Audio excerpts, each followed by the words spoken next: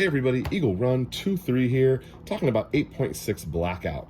So several of the videos I've made, they're still getting lots of views, which I think is cool.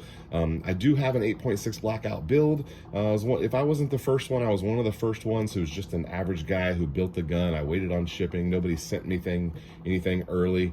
I just built it from the parts when they were available. I bought ammo when it was available, and I'm really lucky to have a couple hundred rounds of this stuff because it's impossible to get. But I'm seeing over in the comments, what about the 357 Raptor? What about the 338 Fed? And there's several things you need to know about this 8.6 Blackout round that I think a lot of people are really overlooking. This is a wildly revolutionary cartridge.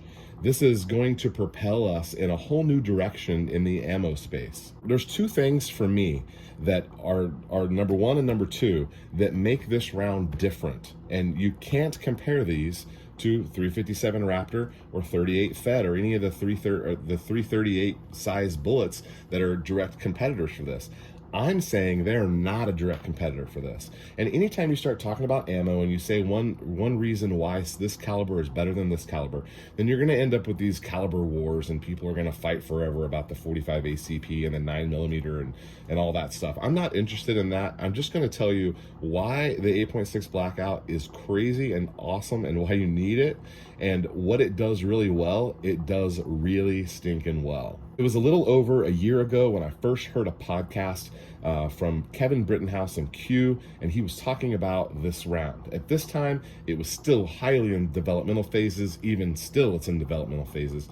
As we're waiting on SAMI specs and more barrel manufacturers and more ammo manufacturers to come on board, this cartridge is going to explode. And I hope this is not one of those videos that didn't age well. I think I'm gonna be pretty happy about this video given 5 years down the road, and hopefully we were on the leading edge of something really cool. The two things that make this so crazy for me: number one, magazine feeding.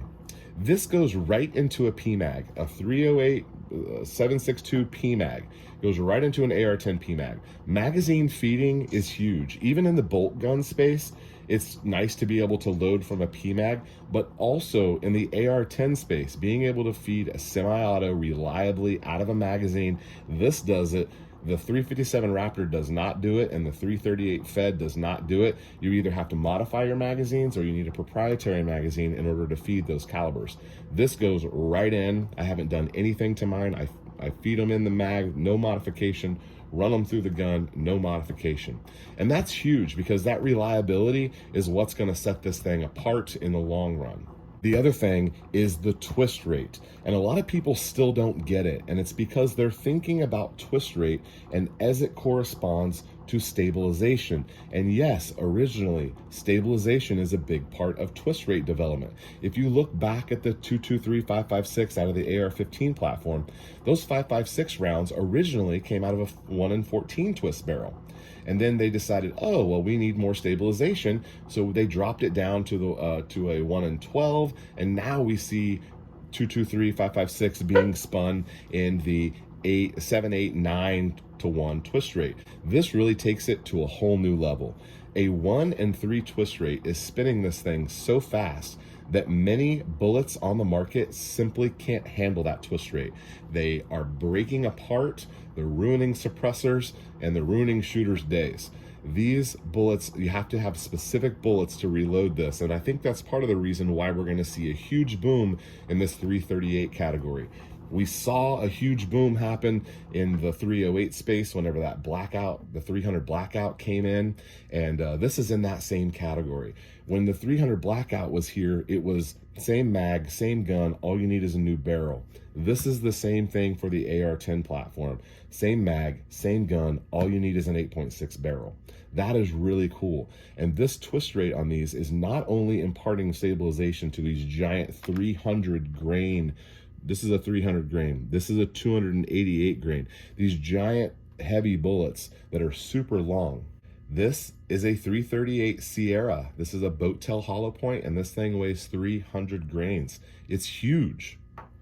This is a Barnes. Twist rate is really crazy because it imparts rotational energy in addition to the velocity. So the The knockdown power and the kinetic energy that this thing is able to deliver is unparalleled. There's not another bullet on the market that's putting that kind of energy into a target. And you're able to do that suppressed and out of a short barrel, which makes it even more awesome to me.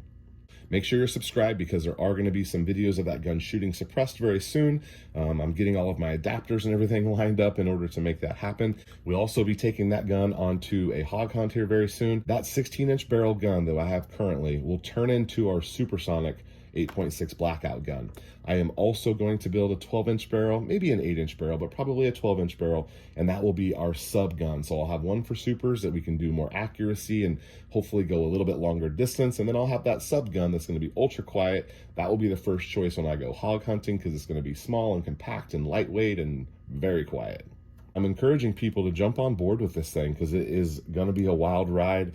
There's all sorts of reloading data out there. We're going to see Hornady as well as 2 other rumored manufacturers that are going to be putting out ammo, and that's going to just really help fuel this fire. There's a lot of hype around this round, and sometimes that scares people. I see people saying, I'm going to wait, I'm going to hold off, let's see what happens. Totally get that, totally respect that. No, that was a lot of people with the 6.5 Creedmoor. That was a lot of people even with the 300 Blackout, and this is the real deal, and I'm excited about it, and I'm so glad that you guys are excited enough about 8.6 Blackout to not only search that on YouTube, but click and watch this video. All right, thank you so much for watching. We'll see you on the next one.